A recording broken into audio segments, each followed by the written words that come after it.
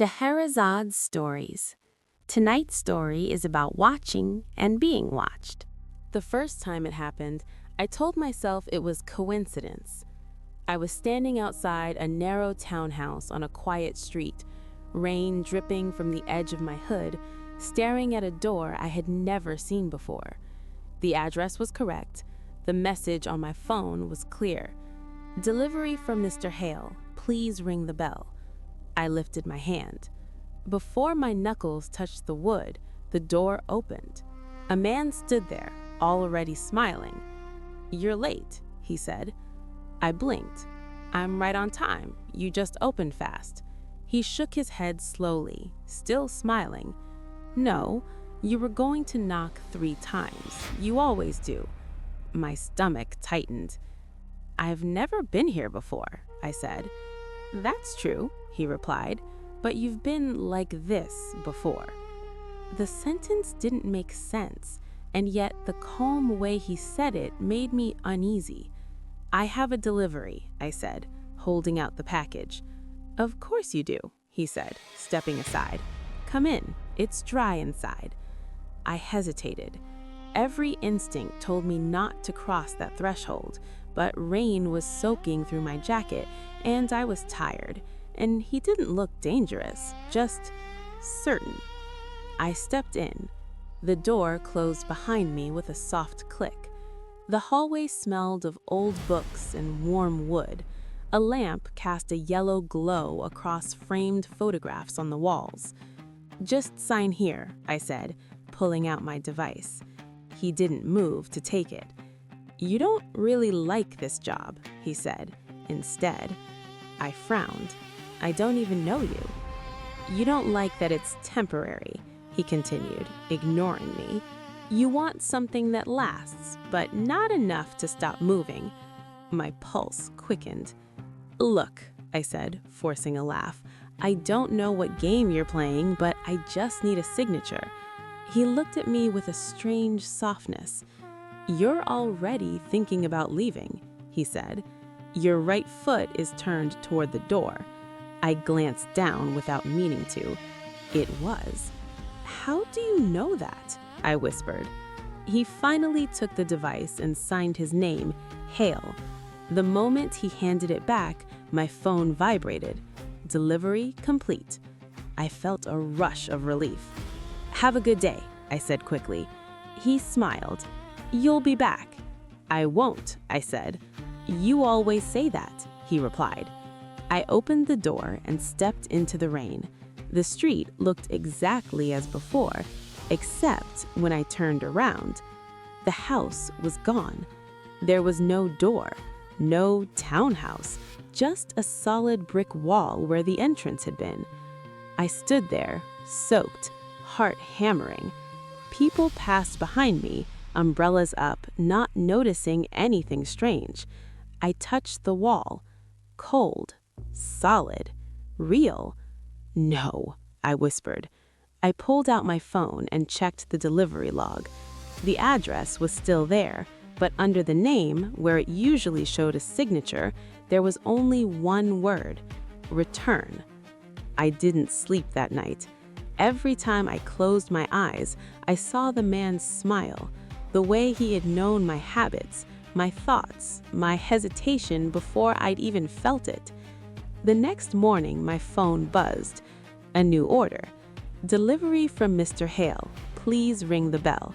Same street, same address.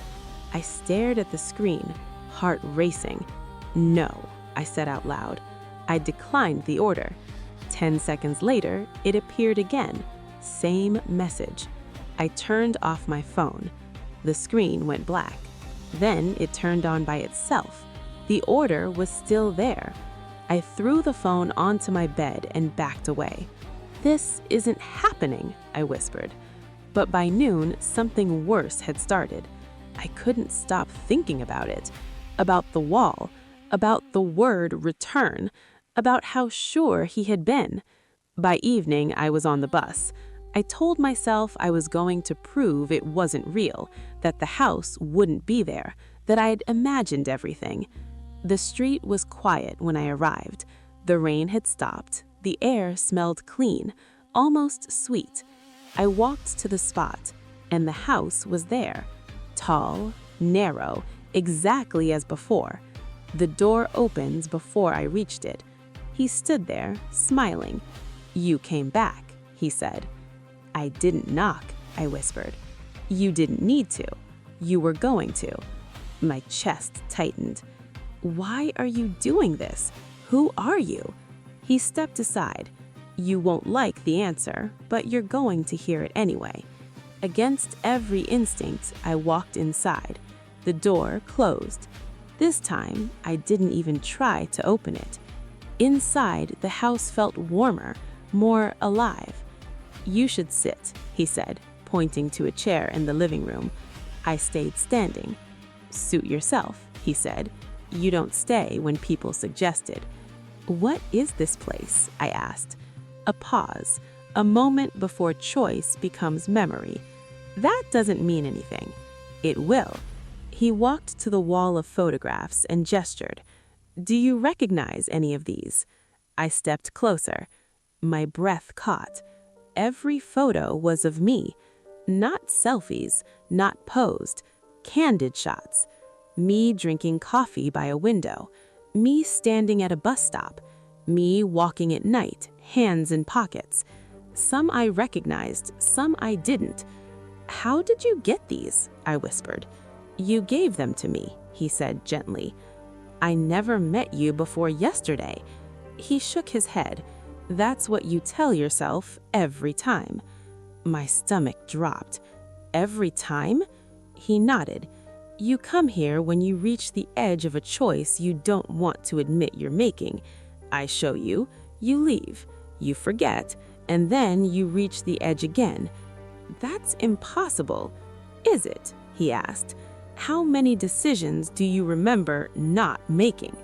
I didn't answer. He stepped closer. "You think you move through life freely, but most of the time you're repeating yourself. Same hesitations, same exits, same almost choices." I clenched my fists. "Why me?" "Because you notice just enough to come back," he said. "Most people don't." I shook my head. "You're lying." He sighed softly. "You always say that too." He reached into his pocket and pulled out a small notebook. "This is yours," he said, handing it to me. I opened it.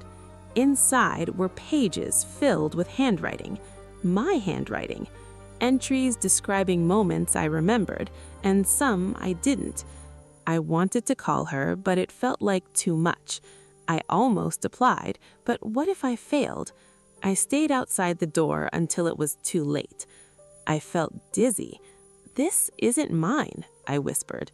He met my eyes. "It becomes yours when you stop leaving." "And if I don't?" I asked. He smiled sadly. "Then you'll walk out. The house will disappear, and when you reach another edge, you'll find your way back here, thinking it's the first time." My heart pounded. "And if I stay?" He hesitated. "For the first time," he said, "you'll have to choose something that changes you." Silence filled the room. I looked at the door, at the photographs, at the notebook in my hands, at the man who somehow knew me better than I knew myself. "What do you want me to choose?" I asked. He shook his head. "That's not for me to decide." I closed my eyes. I thought of every time I'd walked away because it felt safer than staying. Every almost, every later that never came. When I opened my eyes, I said, "I don't want to leave this time." He searched my face. Then he smiled. Not wide, not triumphant, just relieved. "Then sit," he said. I sat. The house didn't disappear. The door stayed closed, and for the first time, I felt like the silence wasn't waiting for me to run. It was waiting for me to begin.